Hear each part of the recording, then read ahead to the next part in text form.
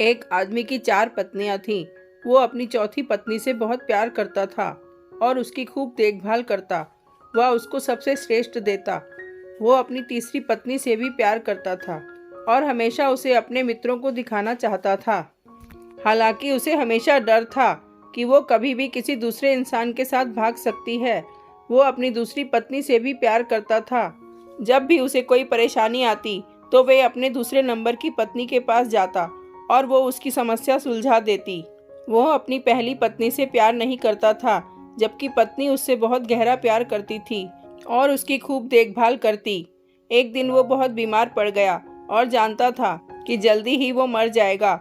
उसने अपने आप से कहा, मेरी 4 पत्नियां हैं, उनमें से मैं एक को अपने साथ ले जाता हूँ।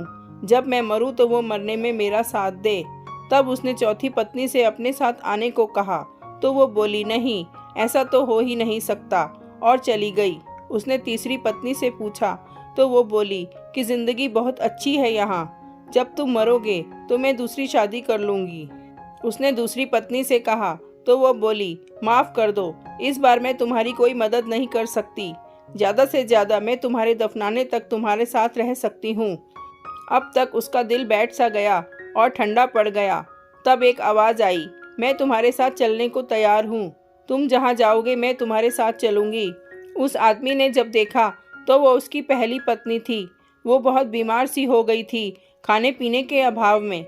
वो आदमी पश्चाताप के आंसू के साथ बोला, मुझे तुम्हारी अच्छी देखभाल करनी चाहिए थी और मैं कर सकता था। दरअसल हम सबकी 4 पत्नियां हैं जीवन में। चौथी पत्नी हमारा शरीर है। हम चाहे जितना सजा लें, संवार लें, पर जब हम मरेंगे तो ये हमारा साथ छोड़ देगा। तीसरी पत्नी है हमारी जमा पूंजी, रुतबा। जब हम मरेंगे तो ये दूसरों के पास चले जाएंगे। दूसरी पत्नी है हमारे दोस्त व रिश्तेदार, चाहे वे कितने भी करीबी क्यों ना हो हमारे जीवन काल में, पर मरने के बाद हद से हद वे हमारे अंतिम संस्कार तक साथ रहते हैं। पहली पत्नी हमारी आत्मा है, जो सांसारिक मोहमाया में हमेशा उपेक्षित रहती है। यही वो चीज़ है जो हमारे साथ रहती है जहाँ भी हम जाएं। कुछ देना है तो इसे दो, देखभाल करनी है तो इसकी करो, प्यार करना है तो इससे करो। मिली थी जिंदगी किसी के काम आने के लिए, पर वक्त बीत रहा है कागज़ के टुकड़े कमाने के लिए। क्या करोगे इतना पैसा कमाकर? ना कफन में जेब है, ना कब्र में अलमारी, और ये मौत के फरिश्ते तो रिश्वत भी नहीं लेते।